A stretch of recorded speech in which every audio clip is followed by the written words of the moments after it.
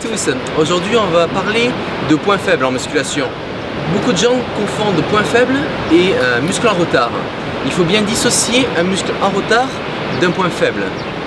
Un point faible, ce n'est pas un muscle que vous ne travaillez pas, on dirait assez, ce n'est pas un muscle que vous délaissez, donc à savoir prendre le squat, etc. Beaucoup de pratiquants en musculation ne travaillent pas leurs jambes, ou mal, ou très peu, et de ce fait, ils ont donc l'ensemble du bas du corps en retard. Un point faible, c'est un groupe musculaire que vous allez travailler aussi bien que les autres groupes musculaires, mais à la différence qu'il ne prend pas la même évolution que le reste. Donc, il ne congestionne pas bien, un mauvais afflux sanguin, sa force peut augmenter, mais en aucun cas son volume musculaire va changer. Ça, c'est un vrai point faible. Nous allons voir les différentes astuces, certains accessibles à tous, d'autres moins accessibles parce qu'il faut avoir un matériel spécifique. Voilà, comme on a pu établir qu'est-ce que c'était qu'un point faible, on va trouver quelques astuces pour pallier ce problème-là. Il faut vraiment comprendre qu'un point faible est un muscle qui prend du retard sur les autres dû au fait qu'il n'arrive pas à avoir la bonne stimulation. Cette stimulation, on va l'augmenter à travers des entraînements spécifiques. Admettons, disons que mes pectoraux sont en retard. Je vais cibler l'entraînement sur mes pectoraux. Donc je vais commencer en début de semaine un entraînement sur mes pectoraux. Je vais augmenter le nombre de séries, pas forcément le nombre de répétitions. Parce qu'il faut comprendre que si je fais des séries de 30 répétitions, je ne vais pas stimuler l'hypertrophie musculaire. On va travailler toujours donc sur des séries 8 à 10 répétitions pour commencer, mais un grand nombre de séries. Je vais stimuler. Par la suite, je vais renouveler cet entraînement dans la semaine. Donc vraiment, la concentration se fera sur un volume de travail plus important sur le groupe musculaire, donc qui est le point faible. Une autre possibilité va être un travail de pré-fatigue. Donc admettons, dans la mesure où je fais un développé couché, je n'arrive pas à l'échec musculaire au sein de mes pectoraux. Je vais effectuer une série de poulies vis-à-vis pour isoler le travail de mes pectoraux, enchaîner directement d'un travail au niveau du développé couché. Ainsi, mes deltoïdes, mes triceps vont se fatiguer, mais aussi mes pectoraux. Ils vont arriver jusqu'à l'échec et j'aurai un bien meilleur travail. Un autre point que nous allons aborder est la récupération. Il faut comprendre que lorsque nous entraînons, nous ne créons pas de muscles. Nous détruisons la fibre musculaire pour que par la suite, lors du repos et avec une bonne alimentation, nous reconstruisions cette masse cassée. Donc, l'astuce ici est d'augmenter cette plage de récupération. Donc, autrement dit, si je travaille mes pectoraux le lundi et que mon dos est un point fort que je compte faire le lendemain, tout simplement, le travail que je vais effectuer sur mon dos sera un petit peu moindre, dans la mesure où c'est déjà un point fort.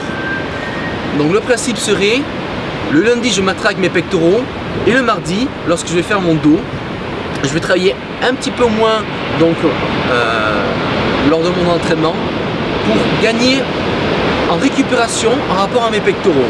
Ceci peut être fait sur n'importe quel groupe musculaire, hein. Là c'est juste un exemple. Toujours au niveau de la pré-fatigue, je vais parler d'un sujet qui me concerne.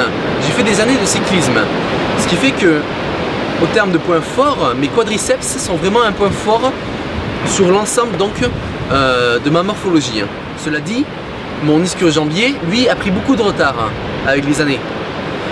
Donc, lorsque j'entraîne mes jambes, je commence toujours par une grande pré-fatigue au sein de mes ischio-jambiers, avec du leg curl par exemple, ou du soulevé de terre jambes tendues, pour que lorsque je vais effectuer mes séries donc en squat, en fente ou bien à la presse, j'ai déjà un travail effectué sur mon point faible.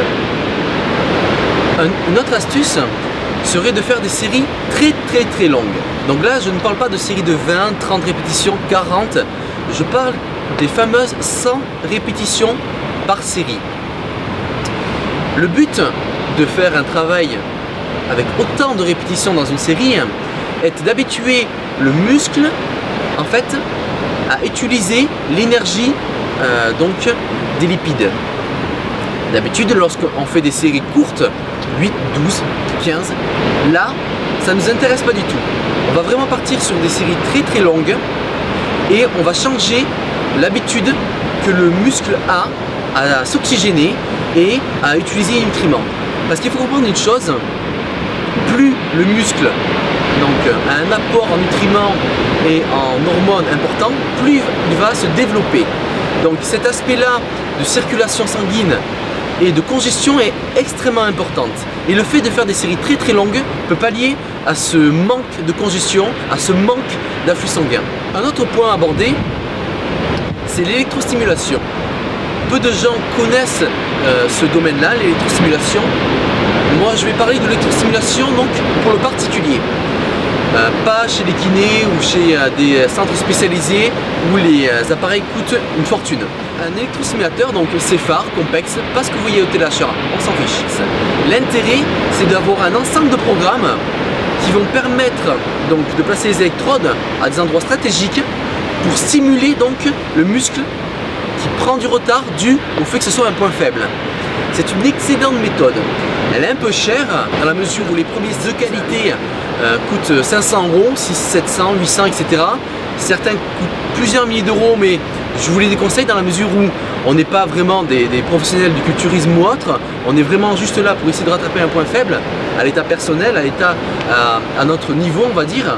Si sur mes triceps j'ai beaucoup de mal à les développer, je vais pouvoir poser l'électrode, modifier le programme dans l'électrostimulateur et envoyer un stimuli que je n'aurais pas pu faire avec des haltères, avec des élastiques ou bien avec n'importe quelle charge libre. L'avantage, c'est que je vais avoir une tension musculaire très importante et je vais pouvoir travailler pendant une fourchette de 20 à 30 minutes sans m'arrêter. Cette stimulation est beaucoup plus importante que je n'aurais pu l'amener à travers des charges libres ou une machine, et c'est à travers justement cette stimulation qu'on va de nouveau déclencher une croissance musculaire. Voilà, j'espère que cette vidéo vous a apporté, qu'elle vous a intéressé. Vous pouvez laisser un commentaire sur des techniques que vous pouvez utiliser lorsque vous avez un point faible, et comme ça, elle sera partagée au sein de la communauté. Merci, à bientôt.